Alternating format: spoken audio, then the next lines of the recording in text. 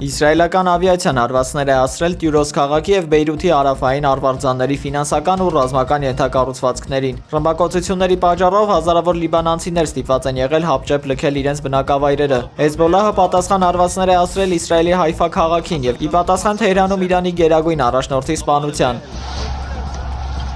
Վաշինգտոնը պահանջել է Լիբանանի իշխանություններից ահաբեկչական կառույց հայտարարել Հեզբոլլահը։ Լիբանանի կառավարությունն արդեն օրենքից դուրս է հայտարարել խմբավորման ռազմական գործողությունը և հրամայել է ձերբակալել հարձակումների պատասխանատուներին։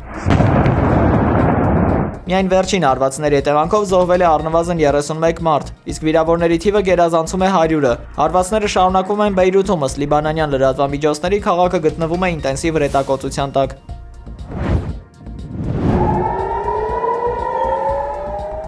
Իսրայելական աղբյուրները հայտնել են, որ երկրի բանակը հարվածել է Իրանի ժամանակավոր գերագույն առաջնորդ Ալի-Ռեզա Արաֆիի տանը։ Իրանն այսօր առավոտյան հարվածել է Բենյամին Նեթանյահուի գրասենյակին, հայտնել է Իսլամական հեղափոխության պաշտպանության կորպուսը։ Իսրայելի վարչապետի վիճակի մասին դեռևս տեղեկություններ չկան։ Հարվածներ է հասցվել նաև Իսրայելի ռազմաօդային ուժերի հրամանատարի գտնվելու վայրին։ Ամերիկյան Axios-ը հայտնել է, որ ԱՄՆ-ն Իրանի հետ վերջին բանակցություններն օգտագործել է Իսլամական Հանրապետության ղեկավարությանը և նրա գերագույն առաջնորդ Ալի Խամենեիին կեղծ անվտանգության զգացում հաղորդելու համար։ Իսրայելական հետախուզության աղբյուրը պարբերականին հայտնել է, որ ԱՄՆ-ն և Իսրայելը ցանկանում էին ցույց տալ, որ անխուսափելի հարված չի նախատեսվում, որպեսզի Խամենեին և մյուսներն իրենց անվտանգ զգան։ Միևնույն ժամանակ երկու երկրների ռազմական ղեկավարները վերջին շաբաթվա ընթացքում մտահոգված էին, որ Խամենեին իր նստավայրից կտեղափոխվի ստորգետնյա բունկեր։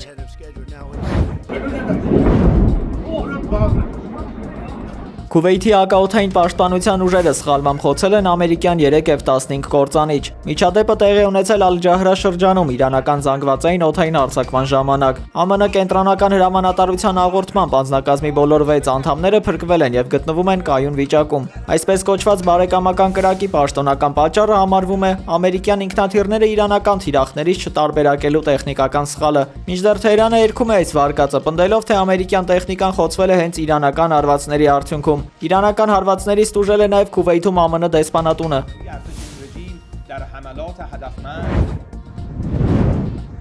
Մերձավոր Արևելքում իրավիճակը վայրկյան առ վայրկյան ավելի է սրվում։ Իսրայելի պաշտպանության բանակը հարկադիր տարհանման հրաման է տվել Լիբանանի 18 բնակավայրերի բնակիչներին, հայտարարելով, որ այդ տարածքները օգտագործում է Հեզբոլլահը։ Միևնույն ժամանակ Բեյրութում իրականացված գործողության արդյունքում, ըստ իսրայելական աղբյուրների, սպանվել է կազմակերպության հետախուզության ղեկավարը։ Ի պատասխան այս գործողությունների, Իրանի Իսլամական հեղափոխության պահապանների կորպուսը հրթիռների 11-րդ ալիքն է արձակել Իսրայելի ուղղությամբ, թիրախավորելով Բեեր Շևա քաղաքի մերձակա օբյեկտները, իսկ իրանական Շահեդ անօդաչու թռչող սարքը Պարսից ծոցում հարվածել է Արաբական Միացյալ Էմիրությունների նավթատարին։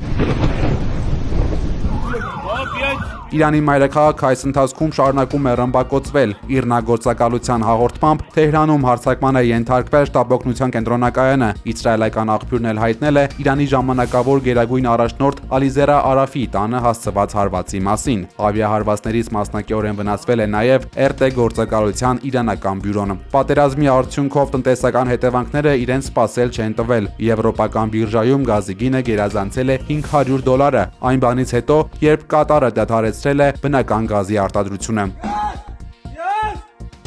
Միացյալ Նահանգներից էլ շարունակում են տարբեր սպառնալիքներ հնչել, ոչ միայն գործող վարչակազմից, այլ նախորդ իշխանության ներկայացուցիչներից։ ԱՄՆ նախկին պետքարտուղար Մայք Պոմպեոն կոչ է արել իրանցիներին չընտրել Ռուսաստանի, Չինաստանի կամ այաթոլլահների ճանապարհը եւ կանգնել արևմտյան քաղաքակրթության կողքին։ Դոնալդ Թրամփն էլ նշել է, թե Իրանը հուսահատորեն գործարք է փնտրում, մինչդեռ Իրանի ազգային անվտանգության գերագույն խորհրդի քարտուղար Ալի Լարիջանին հայտարարել է, որ իրենց երկիրը ի տարբերություն ԱՄՆ-ի պատրաստ է երկարատև պատերազմի։ Հայաստանում Իրանի դեսպան Խալիլ Շիրղոլամին հայտարարել է, որ այս պատերազմում Իրանի հնարավոր թուլացումը կամ պարտությունը անուղղակիորեն կվնասի նաև Հայաստանին։ Նա նշել է, որ Հայաստանի նկատմամբ որոշ երկրների տարածքային նկրտումները դեռ առկա են եւ նման են մոխրի տակ թաքնված կրակի։ Դեսպանի խոսքով Իրանի ցանկությունն է, որ Հայաստանը լինի ուժեղ պետություն, քանի որ երկու երկրների շահերը համընկնում են։ Անդրադառնալով Իրանի հոգևոր առաջնորդի մահվանը դեսպանը շեշտել է, որ թե վիշտը մեծ է, սակայն երկիրը պահպանելու ձգտումն ավելի հզոր է։ Շիրղոլամին հիշեցրել է, որ հոգևոր առաջնորդը մշտապես սատարել է Հայաստանի տարածքային ամբողջականությունը եւ առանձնահատուկ հարգանքով է վերաբերվել հայ ժողովրդին։ Հայաստանում մի խումբ վերլուծաբաններ կրկնում են սիոնիստական տեսակետները։ Մենք խորհուրդ ենք տալիս նրանց փոխել այդ սխալ ուղղությունը, շեշտել է դեսպանը։ Շիրղոլամին խստորեն դատապարտել է իրանական դպրոցի վրա հարձակումը, որի հետևանքով 153 աշակերտուհի է զոհվել։ Նա հստակեցրել է, որ Իրանի պատասխան հարվածները թիրախավորելու են բացառապես ԱՄՆ ռազմաբազաները եւ ուղղված չեն լինելու հարևան երկրների դեմ։ Շիրղոլամին եզրափակել է, որ 7000-ամյա քաղաքակրթություն ունեցող Իրանի համար նման ագրեսիաները նորություն չեն եւ երկիրը կպաշտպանվի այնքան ժամանակ, որքան կշարունակվեն հարձակումները։